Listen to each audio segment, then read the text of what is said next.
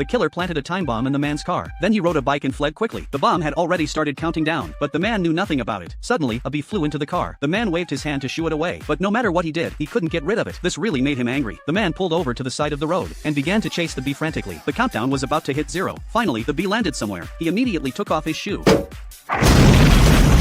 The killer thought his plan had succeeded, but he never expected that. The man was not only standing in front of the car, but also unharmed, so the man got a new car. He was talking on the phone with his wife when the killer appeared again. He fired several shots at the man, but the bullets hit the fuel tank. Gasoline started spraying out. The man in the car still didn't notice. That danger had quietly arrived. He took out a lighter, only to find it was broken, so he threw it out the window casually. The gasoline ignited instantly. The killer couldn't dodge in time, and was surrounded by the sea of fire. Luckily, he jumped out of the car in time, barely saving his life, but he also realized how dangerous the man was. 2 consecutive failed attempts made the leader very unhappy, and he ordered that the task must be completed. The man had just driven into a gas station when other killers caught up. To get rid of him, the subordinate hired a top-tier killer this time. While the man wasn't paying attention, the killer poured knockout drug onto a handkerchief, then quietly approached the man. Suddenly, a gust of wind blew, and the handkerchief covered his own mouth. But the man, who was the target of the plot, still knew nothing about all this. Soon, the killer woke up. He struggled to get up, and the knife in his hand accidentally punctured a tire. The repeated failed attempts made the leader fly into a rage, so he immediately arranged for soldiers to forcibly arrest the man and take him back to the base. The leader wanted to mock him, but the man acted indifferent. The leader glared at him fiercely